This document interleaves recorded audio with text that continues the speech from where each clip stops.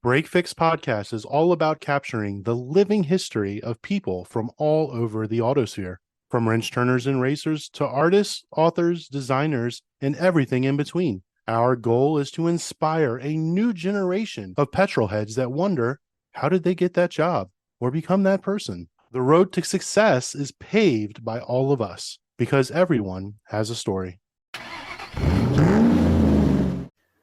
Now, you might be asking yourself, what does a motorsports group have to do with gaming? A lot, actually. This year, because of COVID, we saw a huge uptick in virtual racing and esports as an alternative to being at the track. Everyone from IndyCar, IMSA, and even Formula One were competing online using iRacing and other platforms. And even Pro-Am groups like SCCA have moved into this realm, while GTM on a smaller scale has been hosting virtual racing leagues since 2016. Gaming in many ways is a gateway into a sport, much like racing, but it can also be used as a training and conditioning tool. We're going to be talking a lot about how hand-eye coordination, developing speed and reflexes, and esports safety plays into the world of motorsports. And joining us for this episode of Break Fix is a gaming expert, known on Twitch to many as Jericho, and now the host of Amazon Prime's Chasing the Crown. Join us in welcoming Tucker Boner to the show. And as always, I'm your host, Brad. And I'm Eric. So let's roll. Welcome, Tucker.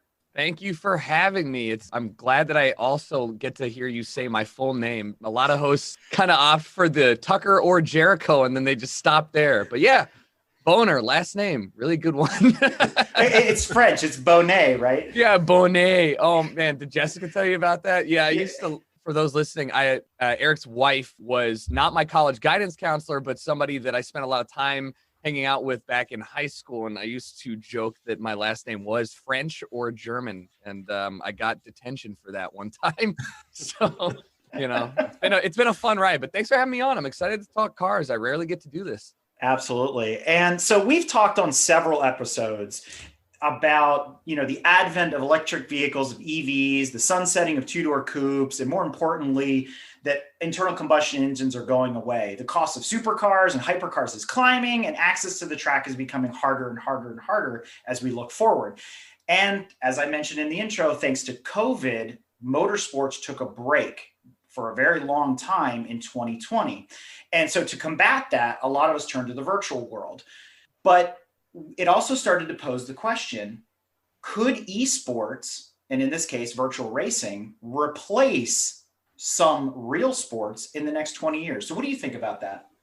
I guess a bit of background about me. I've been playing video games and making content around that for about 11 years now, coming up on 12. And as somebody who's looked at gaming as a way to connect with people as well as spend my free time just enjoying stuff outside of the real world, I've been pretty bullish on the idea that esports as a competitive outlet would be something that we would see grow and grow and grow to the point where eventually it's inevitable that esports as a platform will be equal or greater than any other major sport that we have. It's simply the only, guess I should say, broad term game, football, baseball, cricket, esports, that is global and crosses literally every single line of gender or race or whatever. Everybody knows video games and eventually does play them. So I think that specifically for racing, you talked about iRacing and how COVID has kind of pushed everybody into the digital world.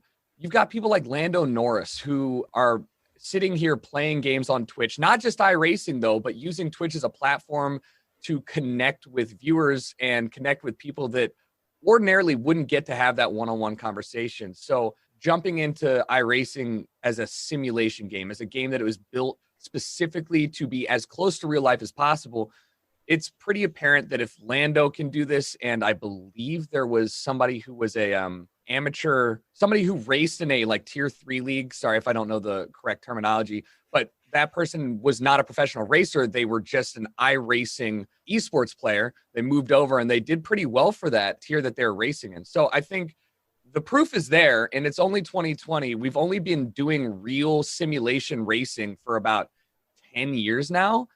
Everybody remembers the arcade games, right? Where you jump in and it's like NASCAR and you put your quarters in, and that was a whole thing. I mean, we've gotten really good at making things as close to real life as possible. And if this is how far we've come in 5 years, you can't be telling me that in 10, 15, 20, 40 years that digital racing will not be as competitive, as realistic, and as widespread given the adaptation of technology as possible. And to your point you were saying earlier about the people that started in the esports and moved over to the real life. Mm-hmm. I believe a couple years ago, Gran Turismo, as part of their, I guess, launch or marketing for the new game, they did a whole tournament and got a couple drivers, and I think they actually competed in professional touring car series. One of the biggest sponsorship deals I did was with Audi, and I did this back in 2015. It was centered specifically around the 24 Hours of Le Mans, and I went to San Francisco, and they had a 24-hour live stream where we did 6-hour shifts, and we sat inside of and I'll send you this photo if I can find it. Maybe you want to throw that in there. I sat inside a model F1 race car in full racing gear, a helmet, everything. We sat in there, and I said F1, and is it F1? It's probably LMP if it's Audi, but yeah. Yeah. Sorry. So I sat inside a 1-to-1 scale model alongside 6 other people, and we all raced for 24 hours. Yeah. And I mean, it was, let me tell you, the sweatiest, most disgusting I have ever been playing video games. I love racing games. I do. But on my team, somebody didn't have their driver's license. They were from overseas in China, and the sweetest person I know, but damn, she could not drive. She went backwards on the course. It was not a good show. We did come in last, but it was for all good fun. And we were just racing alongside Le Mans and showcasing that to people on Twitch. It was a really special experience for me, but it just goes to show you that this was already in process 5 years ago. I had to check what year it was 5 years ago. And so I can only assume that this is going to continue and grow and grow and grow.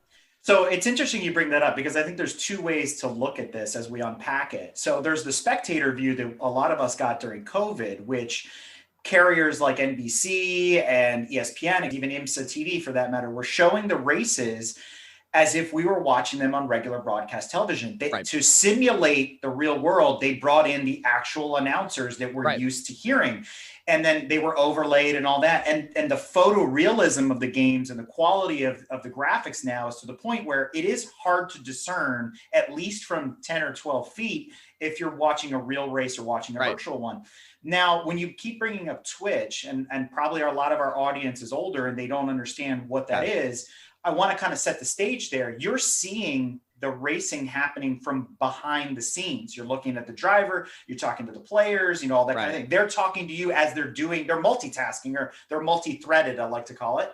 So why is that appealing? I just kind of want to go down that path for a minute versus the standard of just, I'm going to watch the race. And again, excuse me, because most of the podcasts I do come on are generally right down my alley, and people do know what Twitch is. So if you're unfamiliar, just like YouTube is the platform you go to watch videos that people make, and anyone can do it, Twitch is the #1 platform to go watch people doing it live. And once again, anyone can do it. So you can just sign up and go live from your phone or from your computer, and it's that easy. So the reason that I believe Twitch is an incredible platform specifically for sports and anything involving video games and esports, and for this conversation, racing, is because you get a 1-to-1 reaction and interaction with the person that is live. So think about it like when you are having a conversation with people, or you've got your friends on the couch and you are all doing or watching somebody play a game or watching a movie.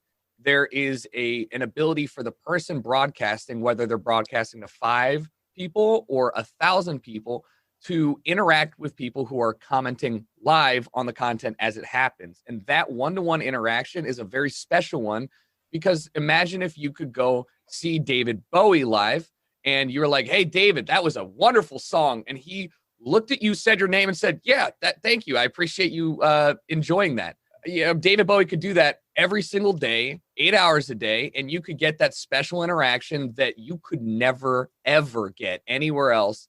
And because it's just so accessible and easy. So in my generation, and I'm not going to date myself, but I did. You're old. We know. Yeah, right. But I'm not a boomer. But, Brad and I, as an example, we grew up in the last analog generation, right? But we were the first early adopters of the digital generation, which means, you know, the first video game consoles we had in our hands were Ataris, right? And then Nintendos, and we grew up. And so it's a part of our lives. You know, looking back, one of the things that was always said is there's nothing more boring than watching your buddy play the game. Right. And so that's where I find the disconnect with Twitch as an older gamer, where it's like, do I really want to watch Tucker playing Battlefield? Right. No, and that is a fair point. And trust me when I say I've had this exact conversation an infinite amount of times. I went on NPR and had this conversation specifically because I love it. It is such a good and very basic idea to have. Are you bored watching somebody else do something you could just go and do yourself? And the easiest thing, especially for this podcast, to say is, what do you say about every professional sport ever? Why not go play football yourself? That is the most basic argument to have. And truthfully, it makes a lot of sense. If you could watch Lando race once every single month, that's cool. But what if you could watch Lando race every single track in the planet every single day? What if you could get more of your favorite races? Why would anyone say, I just don't know if I really want to spend time watching the thing I already love? And to another extent, because I am not an esports professional gamer, I do play games for a living. I'm not professional. I'm awful at video games. Why do people watch me? Why do people watch Conan do anything? Why do people watch Jimmy Fallon do anything? I am not great at video games, but I like to think that I'm good at presenting the game in an entertaining way, that even if you are going to go play it yourself, even if you are going to just watch me play and never buy it, you're still entertained in some capacity. And you just touched on something that I actually like to do. I jumped into the video game hobby late. You know, I didn't start playing video games really heavily until the Xbox 360. So I missed all of those excellent titles on the Nintendo and the Atari and the TurboGrafx-16 and all the old stuff, even PC gaming. So I enjoy going back and watching people play all these old games that I was told, oh, you should totally play this. One, because I can't even find them. I mean, you can't find, unless you got an emulator or something, you can't find these games. Also, do I want to spend 100 hours playing through Final Fantasy 1 when 15 just came out? You know, I'm not going to waste my time doing that. I'd rather just watch somebody else go through the motions, you know, and give their commentary about why they like it. And Eric is not a boomer, but he has boomer No, you're both boomers by definition. Anybody over like 30 is a boomer. I'm 27, really close. And by the youth internet standard, I've been called a boomer a couple times. It hurts. I know. Dang, I'm like your grandfather. That holy cow! But no. So to going back to that, I just think mentally it's a hurdle that you have to come over, because I don't think you'd want to watch me and Brad playing Forza. Because let me paint the picture for you. Okay, first of all, Glencident. Well, yeah, there's the Glencident, but we'll get into that later. Brad doesn't talk, right? But what he does is he sits in the squatty potty position and he's dead focused, right? He's leaning forward. Right, yeah. And meanwhile, I'm not saying anything either, because I'm literally making what I call a Kermit face, you know, where he scrunches up his mouth and whatever, and I'm grinding my teeth, and I'm not saying anything either. So it's really not that exciting. Right. And that's funny you mentioned it, because everybody has a gamer face, right? It's a concentration face. And for me, my mouth is a little bit open and I'm just staring at the screen. I don't lean forward too much, gotten used to that. But just like anyone can make a video, anyone can live stream. Yeah. It doesn't mean that everyone should, right? It like, just because anyone can play a sport, it doesn't mean that everyone is going to want to watch your rec basketball at like LA Fitness. It's probably ugly and not too engaging. To your point of why would anyone want to watch the general idea of esports, or I guess Twitch in general, it makes a lot of sense when you look at how much access you get to someone. So it's a learned process, where when I first started out playing games live 10 years ago, I would be playing games, and then when there was a break in the action, I'd look over and I'd read chat and I'd say, hey, you know, let me respond to this. It was hard to divert your attention to one or the other. Now I can play Forza no problem and talk to chat like during the middle of the race, right? It just takes a cursory glance over to the right side, see chat, then you're back into it. Am I going to do it during a hairpin turn? No, probably. I mean, yeah, I will, and I'll crash, and that's why I'm not a good gamer. But I mean, Lando is, and I keep bringing him up because he is literally the only professional race car driver I know that streams on Twitch, but he does a really good job of showcasing how It is a learned process to juggle both the people that are actively chatting with you, your entertainment, the game itself, and how you're presenting all the material in a complete package for somebody sitting at home to get some enjoyment out of, even if they're not engaging with chat, even if they're just sitting there eating pizza. You've touched on something earlier, and I want to pull that thread a little bit. In that esports levels the playing field, right? And it's unfortunately it's a double-edged sword. On one end, it's open to anyone, whether they be race, creed, color, age, etc. But I also see a darker side to it, because if I want to go compete with Lando, I can't.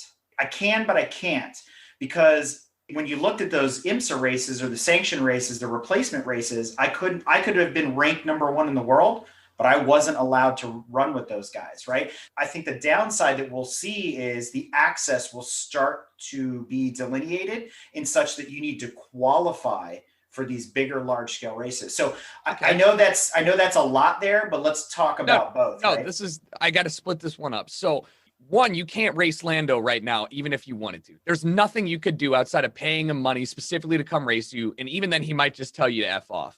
And so to your argument of access, that's kind of a moot point, because in real life currently, there's no way that anyone can access anybody they want to race against or play any game with or play basketball with outside of doing some incredible charity thing. So that in its own is a kind of like a red herring. To your point, or I guess your question of how do we see this progressing where you're going to have to start qualifying, there's two main factors with esports. One, there will be the game, whoever is publishing the game, whether it's iRacing or for Forza, it would be Microsoft, and for Need for Speed, it's Criterion, distributed by EA. And all these games, it's up to the publisher to determine who gets the gold seal of this is the premier event. But due to the nature of esports and gaming in general, for the most part, anyone can throw their own event. Now, it gets a little hairy once a lot of money gets involved, licensing agreements and such. But in practice, anyone can make an event. So when you say, I can't believe that I have to qualify in order to play in this main event, that doesn't mean you can't also compete in one of the arguably thousands of existing community-run tournaments against people that are equally as good as you, if not as good as the people that are professionals at it. And that in its own right, it depends on like what you want from esports. Are you doing it because you want to play with famous people? Or are you doing it because you want to compete? Are you doing it because you want to be the best at the game? Or I guess the best at the sport when we're talking about it at large. And I think that it's a tough sell for me, for anyone to argue, man, a sport as expensive and dangerous as racing will not benefit from the aggressively less expensive simulation racing platform and the safer version of that. Where's the downside to that? Because when you look at a tournament and you say you have to qualify, well, yeah, if you don't qualify, you're just not as good as the people who did. It's just like real life. I mean, for the sake of my argument, simulation racing is exactly the same as real life racing without any of the downsides. I mean, that's the hill I'll die on. But with all the politics associated with it. Right. I mean, you will also, until we get to the point where you have full haptic feedback suits or if you build one of those like incredible full dive, machines where it's actually you're getting car body roll and you can physically feel how the car is responding to you, I will concede that point. There is nothing that will simulate that for a human at this point in time outside of very expensive machines. And at that point, just drive the car, right? Like just go get a car. And I meant politics being, there's always sponsors and money involved and, professional race car drivers. There's a lot behind that particular job. But if I take the top 10 ranked iRacing drivers in the world that aren't professional drivers and try to pit them against each other, the two worlds shall never meet. So what I see happening though, as we embrace esports more and more, that there will be this, separation of, well, you're just an amateur and we're paying this guy to be sponsored for, whoever. And, Jeff Gordon is driving today. Thou shalt never drive with Jeff Gordon. Let's use that as an example. Right. So anyway, I don't know that we want to go too much further on that. I want to belabor the point, but I just see this schism happening where the real world and the world that invites us into video games, all of a sudden a glass ceiling appears and we won't be able to cross and go compete with because we don't want to make those guys look bad. I mean, there's gamers out there that are better than the pros in a simulation. Let's face it. And I think that's just it. I mean, you don't want, if you're Mercedes, for example, and you've got millions of dollars tied up in Lewis Hamilton, and you put him up against the number one esports driver or iRacing driver or whatever, and he beats the crap out of Lewis Hamilton. I mean, there's no upside to Mercedes or Lewis Hamilton to do that. There's no money to be made off of that. I mean, it'll hurt Lewis's reputation and everything, I think. And I just don't think from a PR standpoint, it could be good for Lewis Hamilton, because basketball players, I think sometimes they go back and play in the old and one tournaments and stuff like that and do a little bit of street ball. But when they get beat, it is terrible publicity for them. Guys, I gotta be honest, you're just super far off the mark on this one. Simulation racing, while identical in physics and everything, is a completely different skill set to real life racing at this current point in time, specifically because there is a disconnect between you using any sort of not real system and a real one. And Lando is a wonderful example of this, because he gets his ass beat all the time in public matches, and yet not a single sponsor is like, man, I can't believe we're sponsoring this loser. Every single professional sport has people come in. Trevor May is a Twins baseball pitcher, or I guess he was formerly with the Twins. He's a super nice guy. He streams video games all the time. Streaming video games and the idea that you guys have is a head-to-head, like who's better, will never be a let's just do it in digital and see what happens thing until we get to a perfect, realistic example of physical racing in digital. And we are decades out of there. And so we can have this argument again in decades. And I know that we are talking about a long time from now. But in that case, if we are in a perfect one-to-one, then and your number one driver gets beaten, then it goes like just switch it and then put the digital guy in the physical car and he should still win, right? If you do these head-to-heads and they are truly equal, then the best person will win. And at that point, we're not having the argument of like, is digital real racing? It's the same, because that is a truly equal one-to-one. Everything's the same. There's no argument to be had, but we're not there. And so if you bring a professional in the digital world and they lose, Mercedes doesn't give a shit. They don't care. And and this goes like, I'm doing a sponsored thing with Cadillac. Car companies, and especially, just want young people to see cool stuff in their vehicle. So if their number one guy loses, fine. It'll be fine. I promise. We call it as boomers. Yeah. God, here we go. We got again. that boomer mentality. But I do think there's two pieces there. Well, three really. One of them is we've been at this game for a long time, meaning which game? Like real life or the game? Well, the game. The pun intended there. Right. We've been at this game, especially in motorsports, to digitize it for a very long time. And I would make the argument that motorsport is probably one of the more difficult things to 100%. get right. No, because the computational power necessary to make the physics engine works, there's huge amounts of compromise, all this kind of stuff, right?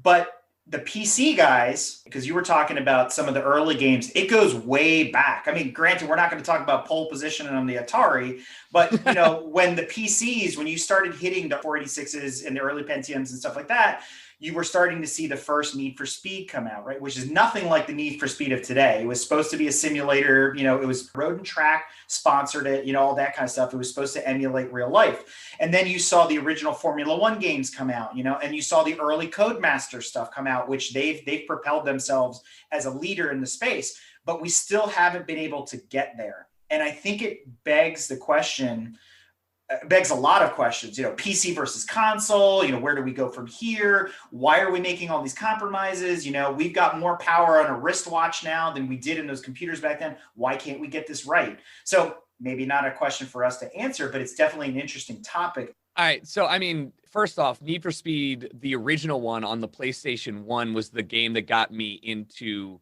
racing in general. And you're right. Need for Speed did start off as a simulation game. And then by Underground, you're like drag racing an Escalade with speakers in the back and glow neon light, which you just shook your head, but I loved it. That was what got myself and many people of my age truly invested in cars. Fast and Furious, like these iconic, not realistic in any way, shape, or form games really propelled my love for vehicles, my love for shitty econo. Like the fact that I still idolize a Mitsubishi Lancer Evolution 6, 7, and 8 is the weirdest thing to me because, you know, like I was driving a C63 and I was still like, man, but if only I had that untuned Mitsubishi. like what a weird thing to have to say. And you guys are going to experience it, not just from a racing fan standpoint, but we have to deal with that in every game, is this mentality of elitism where the thing that I enjoy about this, or music is a great example,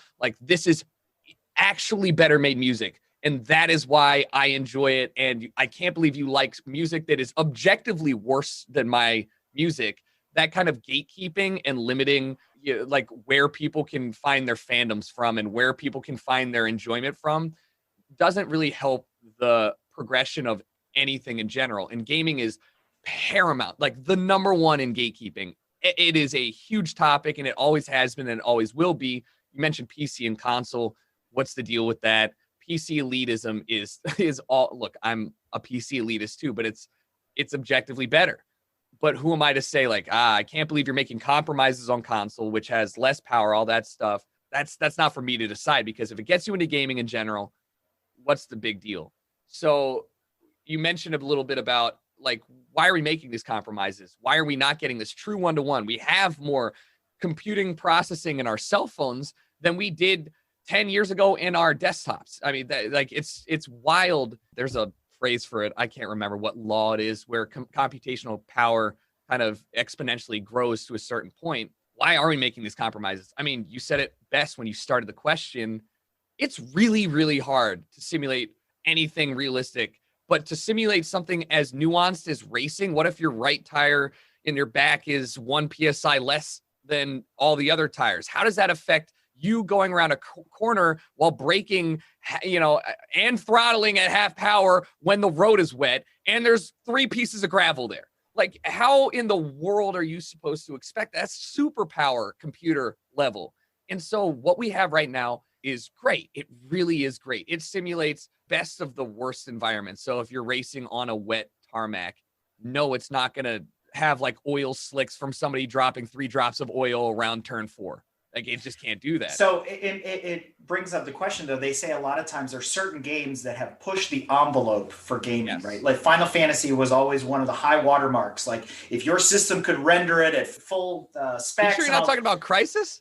Well, whatever. I mean, I'm old school, right? But I'm using that as an example. Yeah. I often think, though, what you just described, right? I'm going to a turn, X number of mile an hour.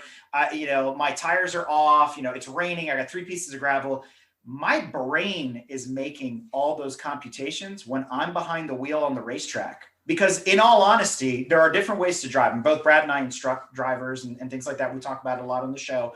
But there are, yes, visual cues and this and that. We try to look for those things in gaming. And I've heard a lot of people say, hey, I can't drive with my eyes, right? So I have to mentally like simulate what the physical conditions would be when I'm, you know, behind the console or behind the PC. But what's funny is my brain is taking in all of that input when I'm behind the wheel. And not to say that the steering wheel is a very fine and sensitive device, but there's so much feedback coming from everywhere. Like you said, talking about haptic feedback and all that kind of thing. Right. That the computational power to simulate even the brain, I think we're talking next level computing. I get kind of offended when people poo-poo racing games and they're like, well, you're just doing laps and whatever. And it's like, do you really understand what it takes to even make this work versus a first-person shooter where they've been using the same engine for the last 20 years and making it look prettier? I'm going to fight you, man. You can't be coming at my number one like that. I mean, yes. All right. So we'll just ignore that last statement, but I think to anyone who's listening and they're just like, man, I can't believe this. The youth is coming in here and talking bad about my real life racing. Everybody thinks about video games as a thing on a screen, right? Whether it's CRT or what we have going on right now. But the true conversation myself and you both are having is not about where racing is currently. I mean, well, we are having this conversation, but in the future, if you've ever, actually, I have to ask this question. Have either of you used VR in the last 5 years? Not recently, no. Okay. You mean Virtual Boy? Yeah. Oh, man. Oh my God. All right, I gotta go, guys. Virtual reality, when it first came out, it to consumers about 5.5 years ago. I got one of the first press copies of the HTC Vive. You put on the headset, you plug it into your aggressively expensive and very powerful computer, and you played in like what looked to be somewhere between like 900p. It was incredible, even though it was clearly not where it should be. In 5 years, currently right now, virtual reality is so absurdly good that you, even playing a game that looks like Legos, will forget that things aren't real, and you will try and lean your hand on a platform just because you've been in there for 20 minutes and you'll fall over. It happens to everyone. It happened to my dad when I showed him it. It happened to me when I was doing it. It is immersive to the point where it doesn't really matter to your brain that you know it's not real. It's fucking real. Virtual reality will pretty much offset everything that you were mentioning about, wow, my brain has to do all of these conversions, right? It has to think, oh, I'm actually driving the car instead of staring at the screen. Oh, I can't really see what's to my left without moving my controller, and just that's not a natural movement to do, right? You're used to looking to your left and your right, not using your hands to do it. Putting yourself in a full dive virtual reality system will inherently make it so it is arguably the same, but you're still correct in the point that you're not going to be able to see 4 pebbles on the road at our current tech. It's just not a thing that you can do, but you might be able to feel it in a real car if you start to lose traction. I just wanted to say we're both of the console master race, not Yes. the PC master race. Speaking to us, and we clearly haven't had the experience with VR that you're talking about. Right. What are some avenues we can go through, especially with the new consoles that are coming out this season? Where could we go? What could we purchase to experience that on New the console? Xbox. It's like, Oh, dude. you want this, guys? I don't know. I just Yeah. Send it over. I'm ready. Yeah. I got my PlayStation downstairs too. So you're right. With any technology, you saw it with the first cell phones, those giant ones cost like $2,000 back in 19 something. I don't know, 80. In 19, Zach Morris. Yeah. Yeah, exactly. And the technology that starts off something will always be prohibitively expensive, whether it's computational or otherwise. TVs, original TVs, color TVs, you can go back and look, like adjusted for inflation, it's like $2,000, right? $2,000 to just get some color on your screen instead of black and white. Tech is expensive at the start because it's expensive to build the machines, to make it, to fine tune how you're going to produce these products and put it all together. Like, how are you going to streamline this? So with virtual reality, 5 years ago when I first got it, the Vive, I think, was like $1,200. You had to put physical base stations up in the corners of your 10-foot room so it could track your motion. Your PC had to be probably about $2,500 worth of components just to run it. And even then, the experience was not great. Now, you can get an Oculus Rift. I'm not a fan of Facebook, but you have to have a Facebook account to use this because Facebook bought Oculus. You can get one. I'm pretty sure it's wireless. You don't need any base stations. I think it's like $400, and it can run on a pretty mid-level computer. I'm talking like $1,500 or $1,000.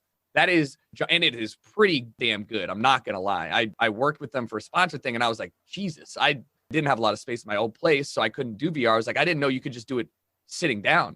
And the PlayStation 4 also had a console version of VR, which was also pretty good. It was a little gimmicky, but it was pretty good. So there are avenues, and there were avenues for console players who wanted to experience virtual reality but didn't have the funds to just go all out and block off a room in their house to do this in order for them to enjoy it. And you'll see, just like every other piece of technology, the more that people get invested in it, the more that the enthusiasts buy it and help fund the future progression of that platform, the cheaper it'll be. And just like everything else in tech, where we had cell phones with tiny screens or no screen at all, now we all have a full computer in our pocket in just 10 years. Just like that, virtual reality will become openly and very accessible to the mass market. And I'm very bullish on the fact that it will replace quite a bit of our learning and teaching environments.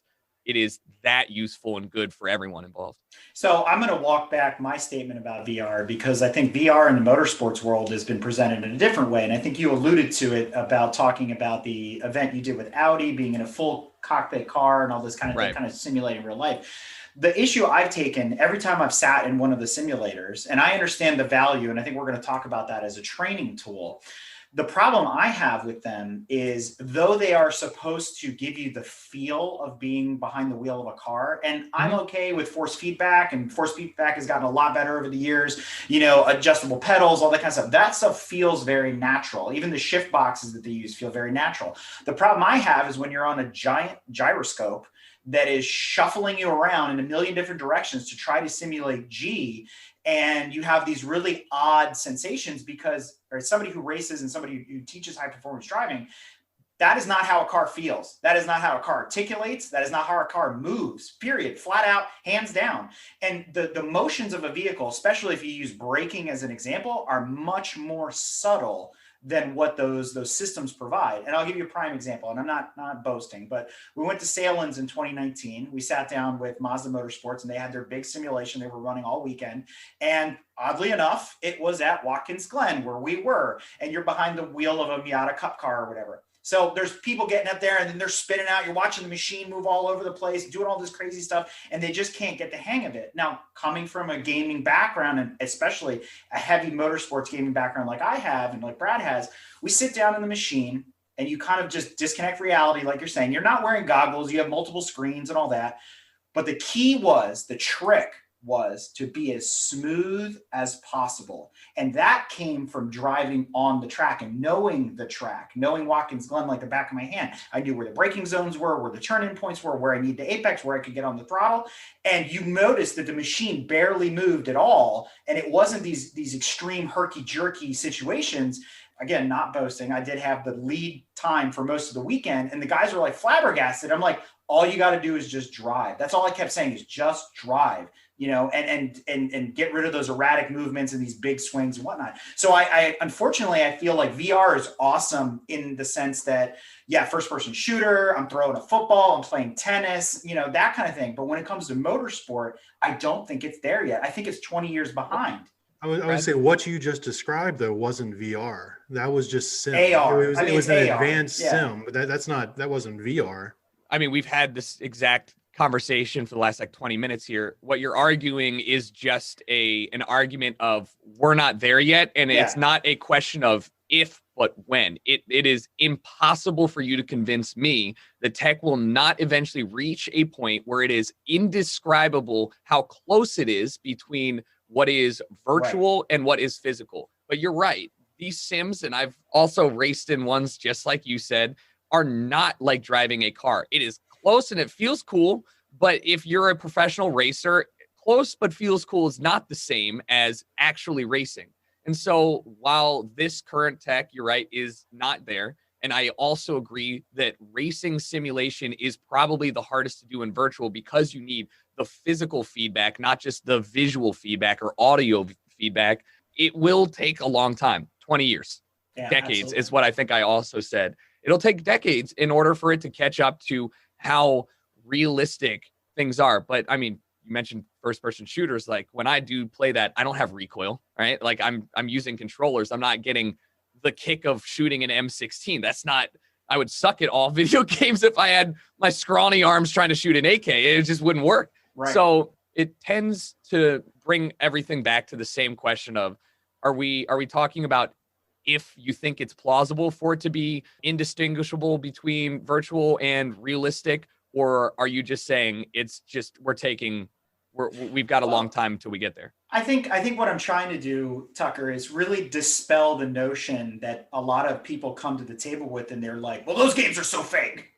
They just hold their ground. They die on that hill, and they don't really respect where the technology is going or where it's come from either, right? So I have a deep respect for virtual motorsports. And I just want to, again, highlight the fact that there's a lot of compromises going on there. There's a lot of things under the hood absolutely that people just aren't familiar with. And so you have to respect it. And I don't want to get on this either, but there was a recent shift in the market where, I don't know if you kept up, but when Project Cars 3 came out, It also has to do with Codemasters taking over Slightly Mad Studios and all that kind of stuff, and they soften the game, right?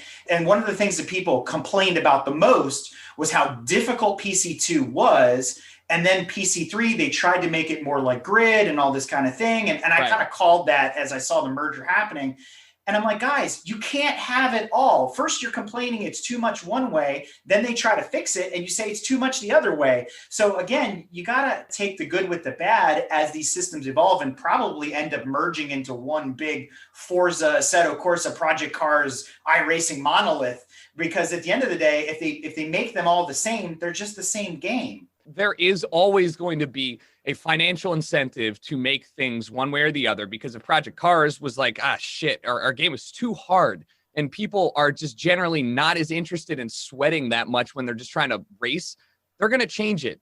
But in every single type of video game, there will always be a passionate enthusiast that wants to make the most realistic one-to-one example of real life. And let me give you an example of what a lot of the early VR games were. I remember jumping in to one that there was a gun range. And let me tell you, I've been to a gun range once. I shot a bunch of pistols, tons of fun. But no, I've never shot, reloaded, held an assault rifle or an AR-15 or anything like that. Because I played video games, I have watched quite a few people reload these and use them. So I got into there and I saw all the weapons and I was like, oh, I know what to do. This is just like a game. It's just like real life almost, right? Had no problem transitioning into that. The person that made that was a gun instructor and a part-time coder who specifically wanted to make something in a safe environment for people to learn how to shoot weapons without risk of injury, because accidents do happen and nobody wants to get hurt. And so he was like, if I make this as perfectly realistic as I can, then I can mitigate a lot of that risk and we can have people jump in there and learn. And so with Project Cars 3, they decided to take the financial route, but there are people out there, iRacing is a great example, that see the value in making something as close to realistic as possible. And if they're the only ones doing it, then they're the ones profiting. So it kind of feeds back into itself. And there's still a reason for them to spend time making that true to life, realistic, gritty and hardcore game, just like you'd want. So I think that segues right into our next topic, which is using these games as training tools, right? There are some, this has been going on for a long time. I think the military really kicked off a lot of it, where they were building simulations for soldiers to learn, combat tactics and things like that. If you really go back into the early days of PC gaming and stuff like that, and that has evolved. And I think there's an aspect of that in all of esports. So how do you see that working and that changing? And then you touched a little bit on the transition. How do you find yourself going from the virtual world back into the analog world? Does it translate? Wow, so good segue. I do think that there was an article written on a website called Kotaku that was criticizing this game as a violent, trust me, it's not even a game, it's a shooting range, right? Criticizing this game as too realistic, confusing, violent, not intuitive. And then somebody on Reddit went and put my video side by side. And it's the guy's like, this is just like, I don't understand why anybody would want this. And I'm like, I see this as a great learning tool, right? This is a way to mitigate risk, whether it's virtual driving school, teaching people the rules of the road without any risk to themselves in a real environment where there's actual consequences for not checking, before you merge into the left lane and you get into an accident, your driver instructor is not dead and is like, hey, that was not something you should do. It's hard for me to look at that and say, where's the negative? You touched on the military.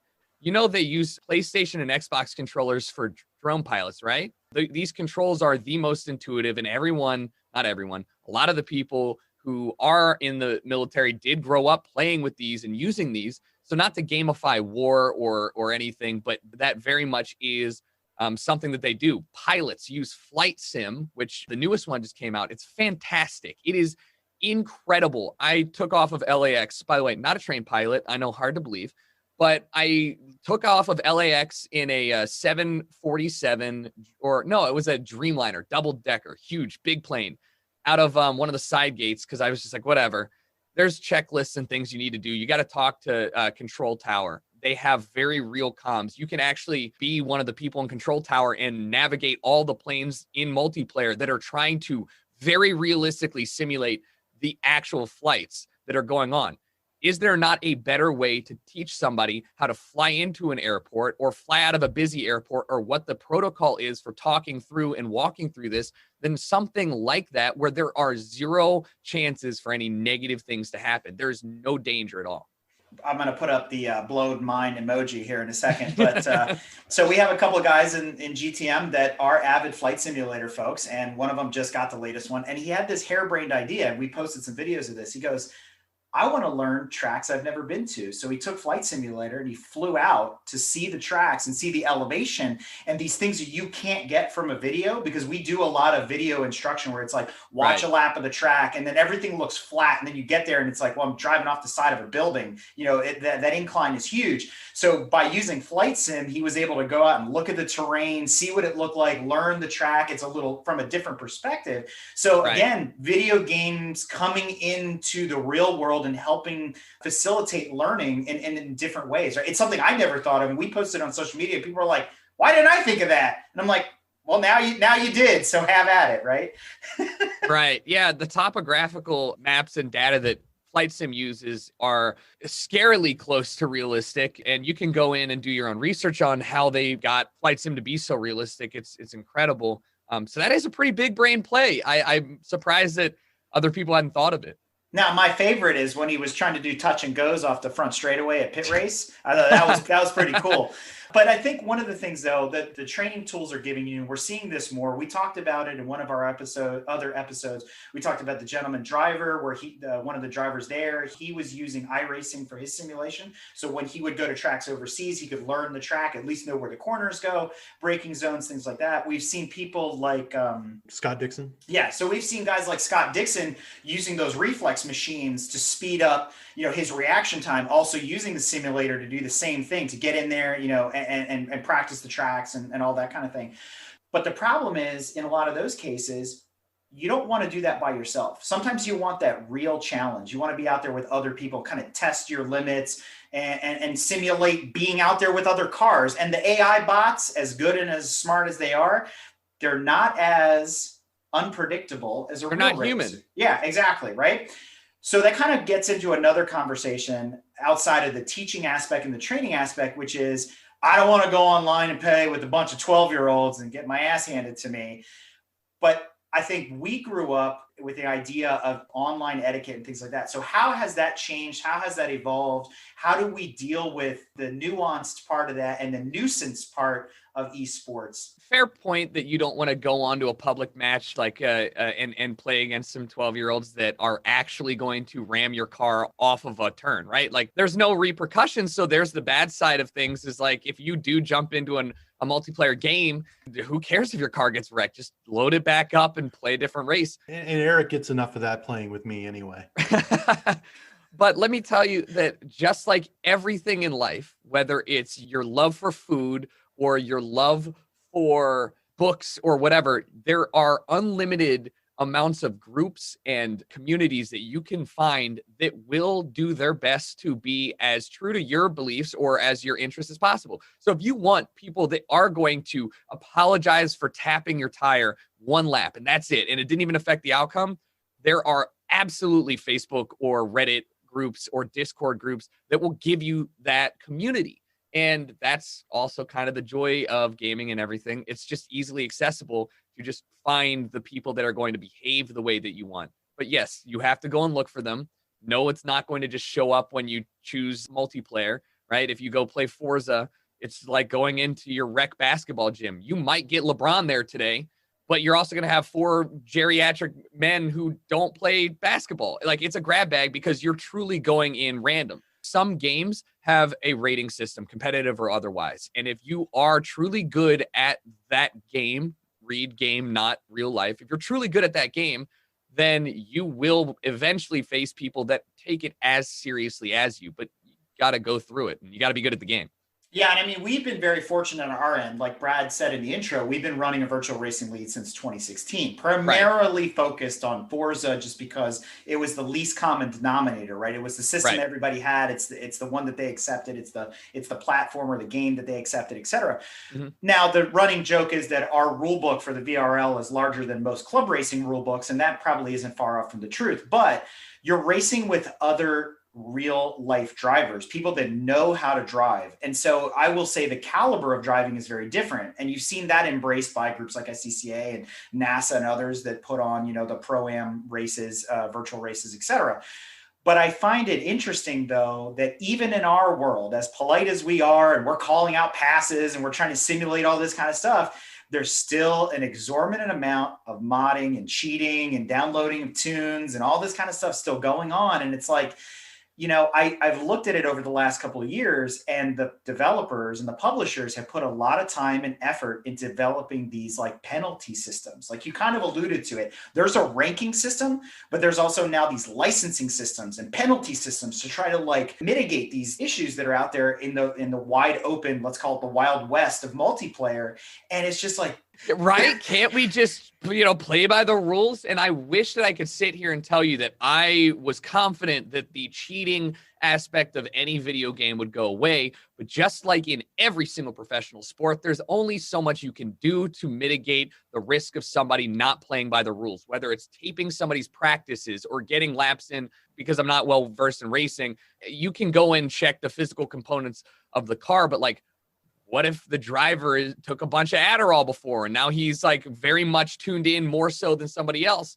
How much can you do to completely remove external factors? And for gaming, there's software, there's penalties for cheating, but in any multiplayer game, there are people that will pay for cheats, or there are people that just want to see if they can make cheats. You will always have somebody who is externally assisted at some level, and it may be more prevalent in games like Counter-Strike. Trust me, I play a lot of cheaters in there. Just goes to show you that there will be a problem in even the highest tiers of competitive gaming, just like Pete Rose got banned for throwing games in baseball and betting on stuff, right? Like there's only so much you can do. And at the very least, you're just happy to see developers trying. And that's all I can ask for. Yeah, and some of those systems, they are not perfect by any stretch of the imagination. All of them are not perfect. No. So I'll give you a prime example. We have a rule. It's a clause in our rule book. It's known as the Yas Marina clause. And it has to do with the Formula One track overseas in Saudi Arabia, I believe it is, known as Yas Marina. At any rate, they basically leveled a sand parking lot and put a track on it. There is really no curbing. There's no grass areas. There's a lot of runoff. But basically the joke is where it's paved, you're saved. So you can pretty much drive anywhere and completely out of the bounds of the course. Now, Forza, as an example, they took some steps in a later patch of Forza 7 to institute a penalty system that if you drove so far out of bounds that it would add slow time. You down. Yeah, slow you down, whatever. A PC3 slows you down. Forza adds time. But the problem is, now we've crossed the line where you've defined the edges of the track, and it's like, I need to apex on this curbing because that is the race line, and now it gets in the way. So there's like all these give and take and compromise there too. But we found that it still doesn't solve the problem, right? And the best part was, it was the human reaction, because you've got 12, 15, 20 guys racing every week, and then they come in and go, so-and-so's cheating again, you cut the corner, you should see how he takes turn 1 at the Glen. All right, let's turn on the penalty system. And then it's like, oh my God, this is horrible, now I can't turn and the car won't go where it's supposed to. And it's like, well, again, you can't have your cake and eat it too, guys. Right. So, I mean, we've tried our hardest. I hope that they finally figure this stuff out, but I wish, though, that the developers, and I'm not saying they need to reach out to us, but they would reach out to the racing community and say, what is acceptable margins? What is an acceptable penalty? How do you deal with this and make it, again, more realistic? Because there's so many levels to this at the end of the day. So we're not going to solve the world's problems. We're not going to solve cheating. But it does bring up another question, which is, do you feel that esports is a replacement for more dangerous traditional sports? Do you see certain sports just going away and becoming digital altogether? That is a good question, because I think you would find people in my community who are pretty bullish on the idea that eventually all things will be digital. All things will be virtual. I also feel in a sense that will be the case, that the main focus, because it is just at some point, due to this, God, I wish I remembered the law. At some point, technology is just so accessible that everyone, whether you're in rural Africa or in the middle of New York, will have the same level, or I guess similar comparable levels of access to a digital sport. Yeah, it would be cool for that to happen in my eyes, but no, it will never replace physical stuff, because you always have purists. I think both of you are purists, right? Where you will always say, sorry, I got off on a tangent here, but like there are purists for gas engines, right? EVs are coming in and people are like, well, that's not a car. Like I need to burn diesel. And it's like, yeah, okay, that's fine. There are purists in baseball where people are pissed off that people want to replace umpires with a machine that gets it right 100% of the time. Like the human aspect is the part of the reason that I watch sports. Fine. I don't care. Right. But you will have people replace that. You will have people replace the umpire with a machine at some point. Maybe the MLB doesn't do it, but does Japan's league do it? Do people ultimately enjoy that better? At the end of the day, it all comes down to who's making that choice. Are you looking to NASCAR to digitize things? If they do, it's because that's where the money is. It doesn't matter what you care about. That's where the money is. All major sports will just follow the revenue source. I do not believe you will have an extinction of any race or any sport, because ultimately there will always be people like you or me that like the human element of sports and will always strive to find the truest thing to what we grew up with. In your case, it's physical racing on a track. And not even just that, but also the danger aspects. I mean, people are interested, like talking about NASCAR. A lot of people watch the races just for the wrecks and the crashes and they're seeing these drivers go through the risk and the danger and everything.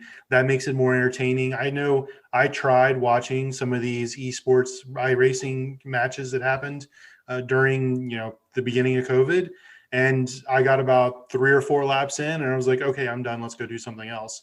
Right. That goes to your desire to watch a sport that has stakes, I guess we'll call it. One that there are repercussions for doing something wrong. And a lot of people that look to this are looking at the risk of injury. And I think that that's something to look at internally and think maybe you are enjoying this because there's an inherent risk of injury. Not that that's bad or any way, shape, or form, but it will kind of shape your opinion on these replacements for the physical risk of injury. If I'm racing digitally, I have no financial loss for running into somebody. I have no physical loss. There is ultimately less stress, I believe, in doing it digitally. Not to say there isn't stress in competing at the top level or even Forza in your underwear. You're not at risk of potentially maiming yourself for the rest of your life. And that will, whether you like it or not, affect how you play. You may aggressively take a turn that you're like, it's a 50-50. I don't know. You're not taking a 50-50 unless you're insane.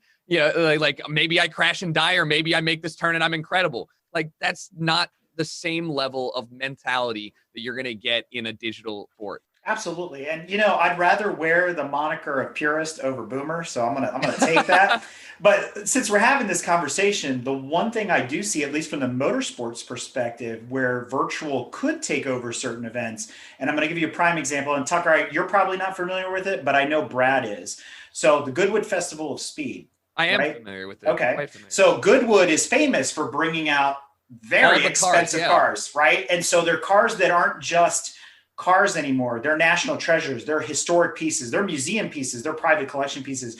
And there's always the off chance that $500,000, $1 million, $20 million Ferrari gets wrecked. And I could see, you know what? It's cool to see it run. It's the auditory sensation of it and all that. But I would love to go drive that 57 Ferrari 250 GTO at Goodwood digitally, because then to your point, I don't have to worry about track insurance. I don't have to worry about the physical part of it, breaking it, something as rare as that, having some sort of harm brought to it. And I can see that in a lot of other aspects where vintage racing, I'm going to categorize it at that, be it formula cars, older cars, et cetera, where the parts are so scarce that if something does happen, irreparable damage right at that point. So I could see virtual stepping in and saying, let's fill the gap here and put on these really cool races. And I would enjoy seeing that, to be honest with you. Yeah, to Brad's point, I mean, watching, the NTT IndyCar series do laps at Talladega or wherever oval track that they're going to go to next, it was like, okay, sure. The IMSA races, on the other hand, they're still the most exciting thing on TV, digital or otherwise. But I think there's a time and a place for all of it, but we have to be selective in what it is. I'll sit here to the end of time and say, why do people go to football games and pay hundreds of dollars when you can just watch it for free, air quotes, on your TV? Like, why? Well, because it's the experience. I mean, why would you go to Goodwood Festival of Speed digitally when if you had the exact same opportunity to go in person? Like, you're not going to sit in your car and watch it on your phone, right? Well, because you're there. You can go experience it. You can feel the vibration. Like, it is a completely different experience. But you have to look again internally and think, am I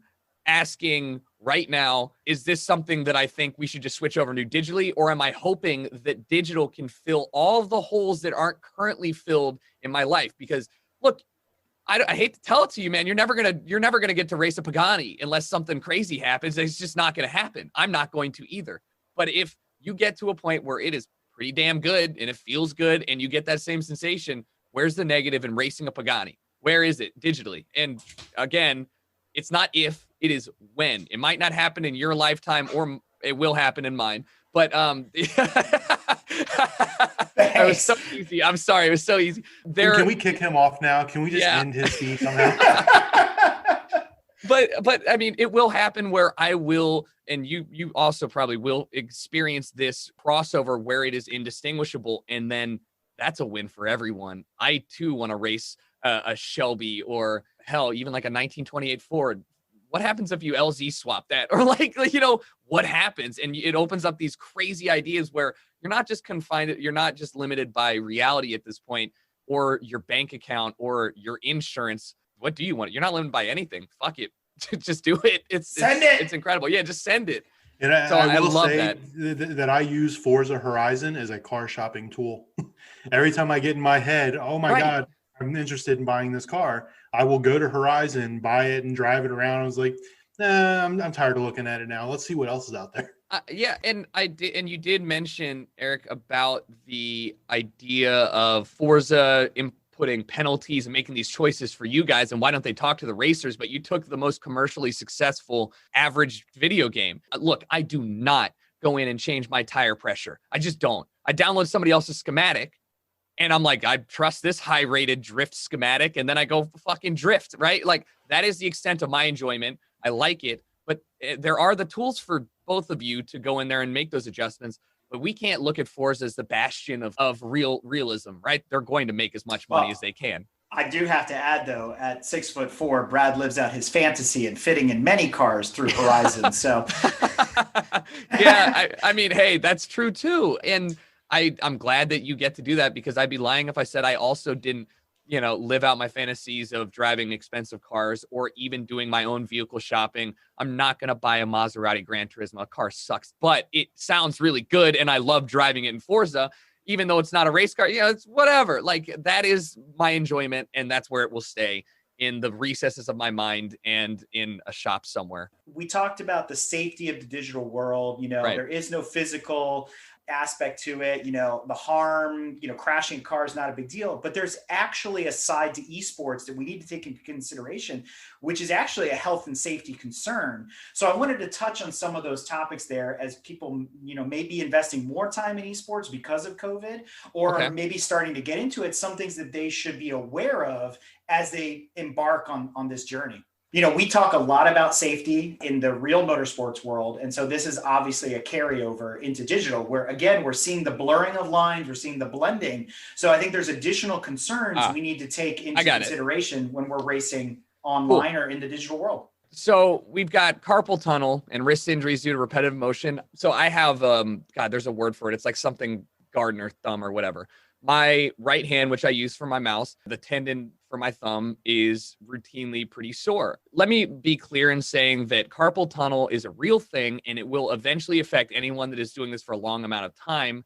But I have, for the last 11 years of my life, and this is just live, but I mean, for virtually my whole life, I've been using and gaming on a computer or on a controller for upwards of a full-time job. I mean, it is my full-time job. For the last 11 years, I've been doing this for 160 hours a month. And that is as much time as you guys are doing whatever else you're doing, but I'm doing it keyboard and mouse. There are things you can do to mitigate this, right? I think that there's a million videos on YouTube where you can get gamer specific stretches that help mitigate the risk of carpal tunnel or eventually hindering your range of motion. This is an important thing, not just for casual people, but it's important, especially for professionals. I mean, whether you're playing Counter-Strike at a professional level or racing, if your job is to play video games, then you're cognizant of the dangers that it may pose to you. So whether you're looking at the potential long-lasting injuries in basketball with your knees or Tommy John surgery for baseball players,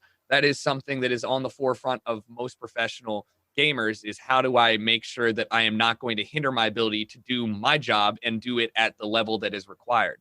And collapsed lung due to poor posture, that is terrifying. I've never heard that. You just put a new fear in my life. And, I have a lot of ideas on what the best posture is for gaming, but it is typical that most people sit forward, lean forward. Squatty body.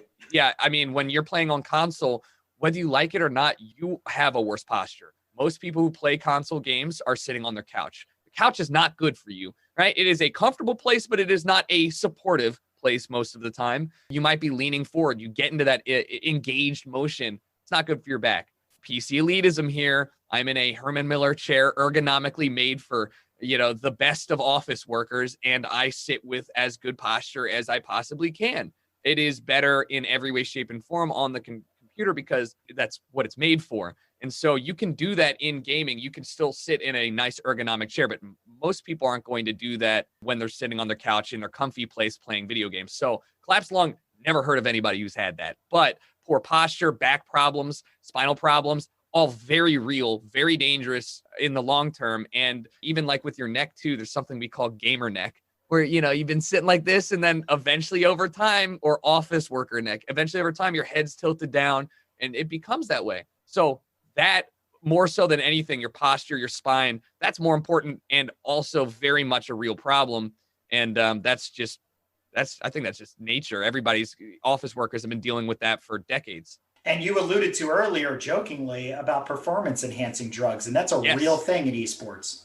I think it's a real thing in anything. You get tested in one of these things in the Olympics for alcohol, because when you're shooting, alcohol is a performance enhancing drug to slow your breathing, slow your heart rate, slow your nerves, less shaking.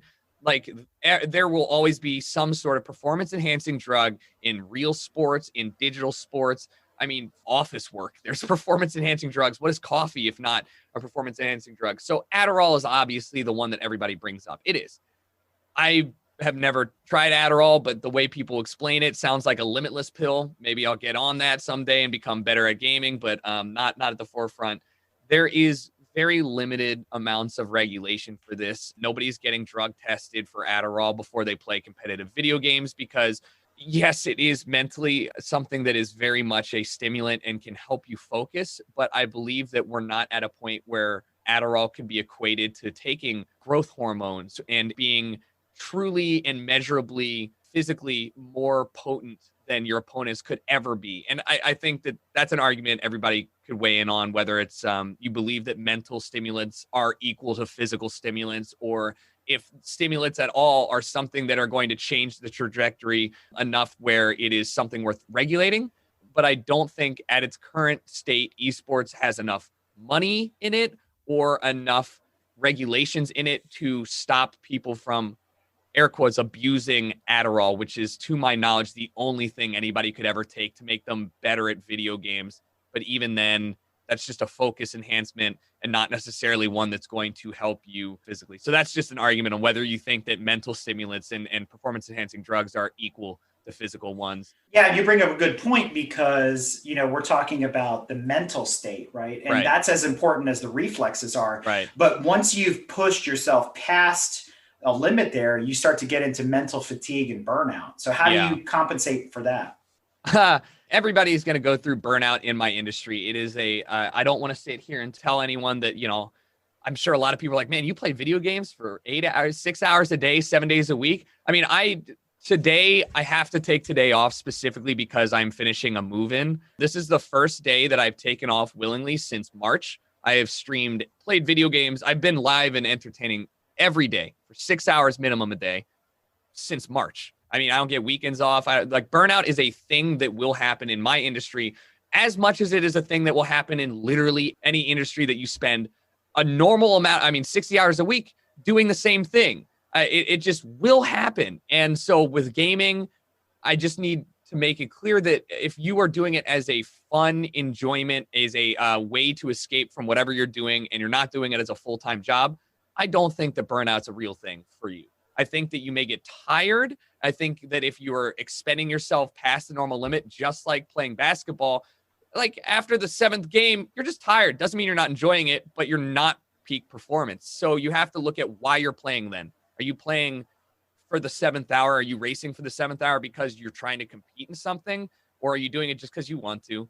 And if you're trying to compete, then of course you've burnt out of your prime. That is burnout. I mean, there's always the attempt to do the 24 hours Le Mans in real time, right? So, you know, but that being said, you know, I think there's 2 more pieces that go with that. One of them is, do you recommend the gaming glasses to help protect your eyes? Because that's also part of this equation. Blue light filter glasses. So it's hilarious because when I was in high school, I was wearing those as a regular thing. And I think, I never wore them to school, but Jessica was very much saw some photos of me. And I was like, what are you wearing blue light filter glasses for? And I'm like, well, I stare at the screen a lot. I don't wear blue light filter glasses anymore. That's not to say that they don't help. I think that there's scientific evidence that shows that blue light that you are getting from your screens is a damaging and a factor in how well you sleep at night or how well you're able to transition from at the computer to in the bed mentally. I don't think there's a downside to wearing them, but you also can get them for like $19, and they really aren't a essential thing like maybe like a football helmet is, right? Like not wearing them will not kill you. I don't know. We don't know about that yet. Maybe blue light does kill you, but it's not an essential thing. Does it help? Yes. Is it a requirement? Absolutely not. I would put literally everything above it, like getting up and walking, a little bit every hour. It's way more important. And I think that's a great segue because nutrition, poor nutrition, lack of exercise is probably the last, but yet the most important part of all of this. So what is your regimen? Because you are doing this all the time. How do you break up your day? What advice would you give somebody? This is great because I think there is a lot of mental images that come forth when you talk to somebody about like being a professional gamer. A lot of older people will think of the overweight, unclean, unshaven dude who's just South Park. Yeah, South Park. Exactly, right? That guy. And that's not to say that doesn't exist. Every stereotype comes a little bit from a place of truth in some way. It is definitely not the majority here as we see gaming become more mainstream. I think that if you went to Twitch or to YouTube and you looked for somebody who was a professional gamer, the vast majority take working out and personal health as equally, if not more important as anything else, because if you're trying to perform at a competitive level,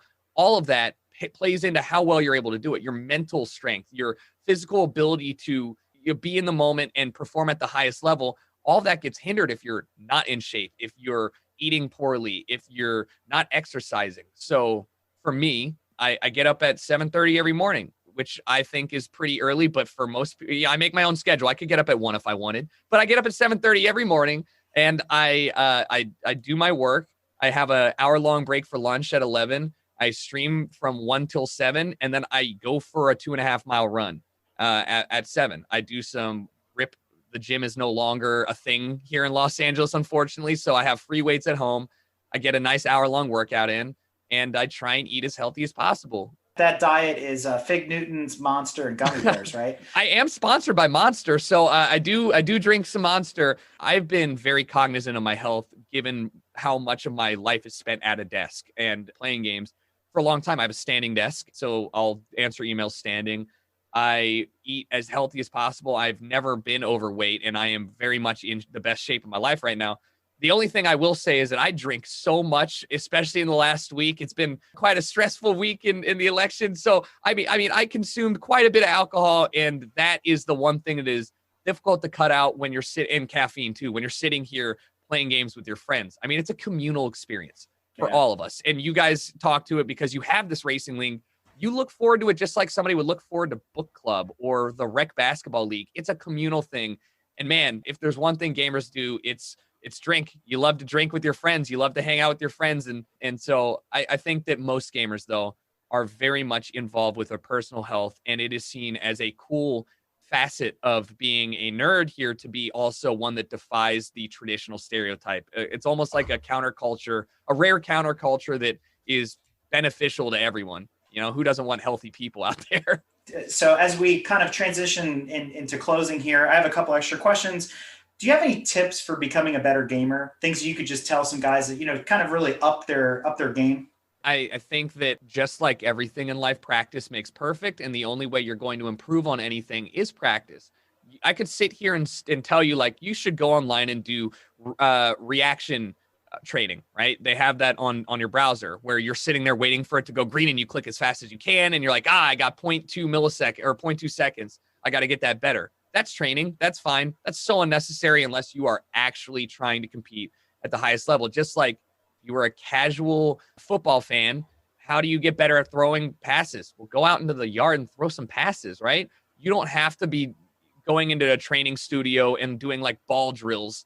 Just go throw the ball. So it's as much as you want to put in, you're going to get out. If you want to be a better gamer, then you have to put in more time and more effort to become more familiar with controls and become more familiar with the track you're in.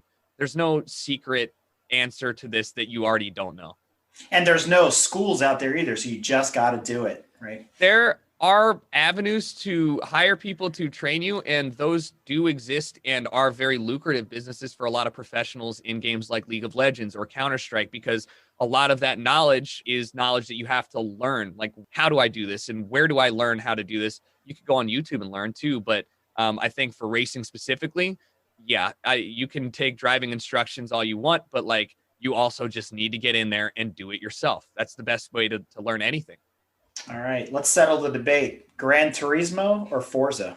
Forza. I like Forza so much more. All right, listen, it is a Gran Turismo has always to me been the more realistic and simulator version, but Forza Horizon is right where Need for Speed is where I love my shit. And this is where video games excel. I want to feel like the most badass racer on the road. Even if I'm racing against better people, I still want to drift and feel good about it. And so Forza allows all walks of life to kind of get in there, whether you're driving on full assist and braking, and you can see, you know, lines on the road that are optimal.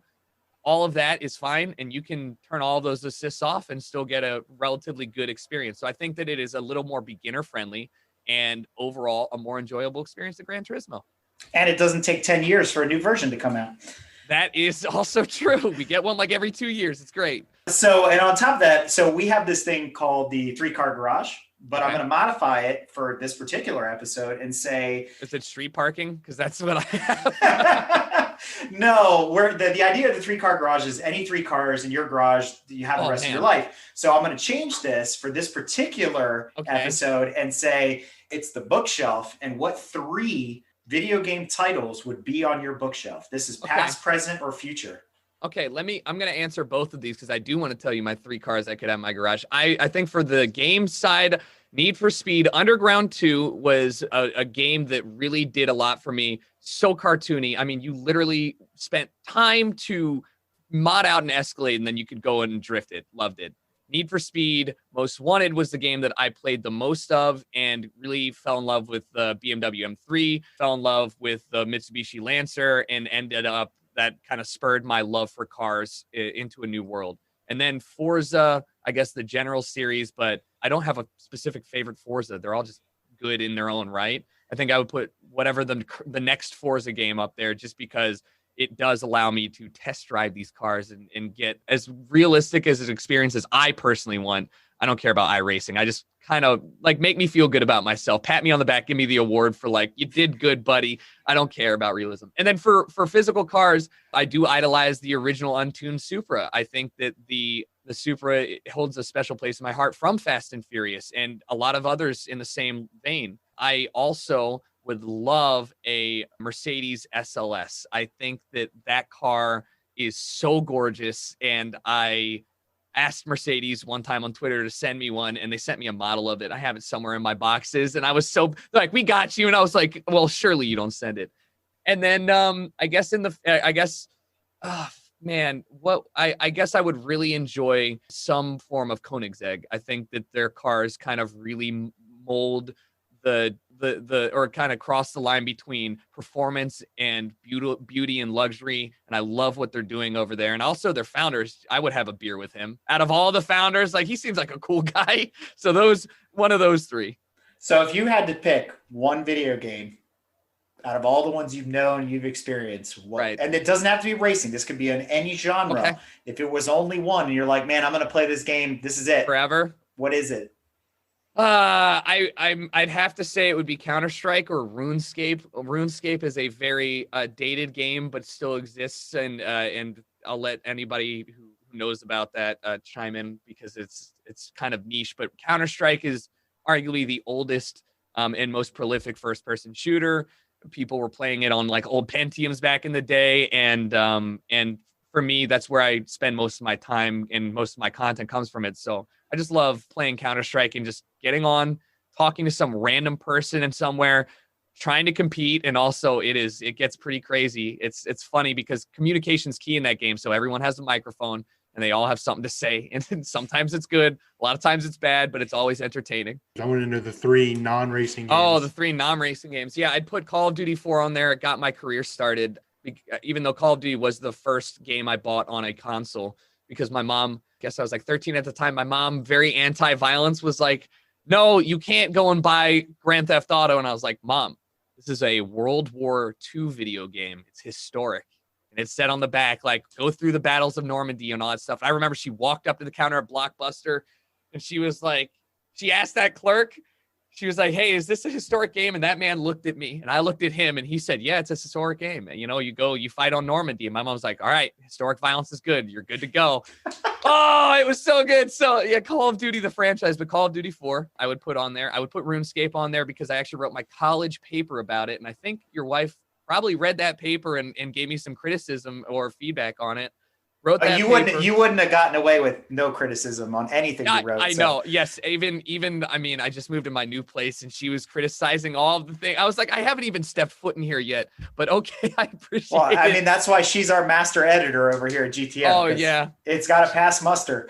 Yeah. If it passes Jessica, you're good to go. And then I think my third game would be Need for Speed Most Wanted because it did shape, I mean, not just cars in general, but I spent so much time playing and replaying that.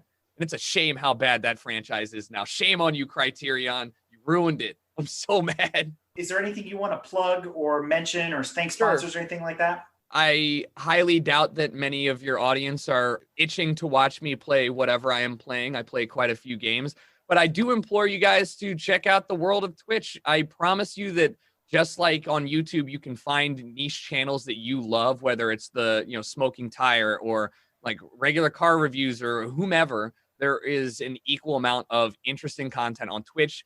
Just go on there and search for whatever game you care about or just scroll through and I promise you'll find someone because eventually your kids or whomever will absolutely be on there spending time and it will definitely help transition you from what the hell is this to being a little bit more caught up. And also it's free. So like, that's kind of nice too. There's no barrier for entry.